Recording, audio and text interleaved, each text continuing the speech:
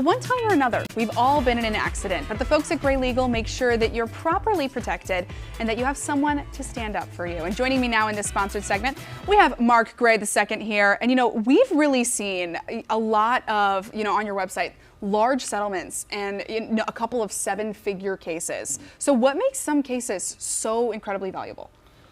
Okay, well, yeah, it's a thing that the value of cases, and especially the ones that you're referring to, those seven-figure, it's unfortunate because they were very valuable, but they're also very tragic.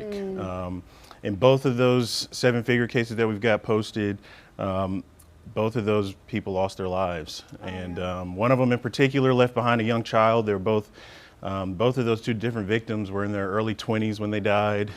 So a lot of times in the personal injury world, the value of the case is a lot of times also paired with the tragedy of the accident. So in some of our other bigger cases, it could be from someone who had a really significant injury to where their entire life is changed. And in those cases, it's unfortunate because even if I am able to get, their child or their heir quite a bit of money, I can't replace what they've lost. Exactly. So yeah, in many ways, the value of the case is also related to the tragedy or just the overall level of damage that person suffered. Yeah, just the scale of how much this has impacted many Correct. lives. So what do you think is really the biggest misconception when it comes to personal injury law? It's funny because that's kind of related to the previous question. Is a lot of people think because they got in a car accident that they've got a case or that it's worth a certain amount, or they read on Google or they saw on TV some sort of huge settlement. So one major misconception that I know of is that people just assume that once they get in an accident, they got a case. When in reality, what we do are personal injury cases. So that injury to your person, to your own body is the key part of the case. So I think one of the biggest misconceptions is people don't understand that they actually have to be, and I'm not praying for it, I hope you're all right, but that you have to be hurt as a result of that accident. That is where your injury case comes out.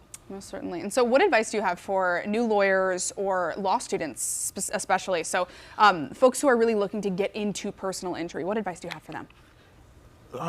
My advice would be, because the thing about personal injury law, it is slow money. It is going to take a while for that case. I mean, somebody could get in an accident today, we might not finish their case for 2 years. I would say that for people who want to do personal injury, you got to pair it with something that is more transactional, a little bit more flat fee generating, or even some hourly work, because most people do personal injury cases on a contingency, meaning they don't get paid until the case ends. So again, if you've got a case that you might not get paid on for 2 years, you need something else to fill some of that time and to get some money into your business. And then on top of that, something like doing the traffic tickets, which I do, or other small transactional things, it helps build your clientele, because obviously more people get tickets than they do get in accidents. At least that's what we hope for. Yeah, exactly. But you guys do so many different things at Gray Legal. So if folks need help, they really can come to you guys, and we've got the information right there on your screen. Thank you so much for sharing all this information, all these tips with us today. Thank you for having me again. I appreciate it.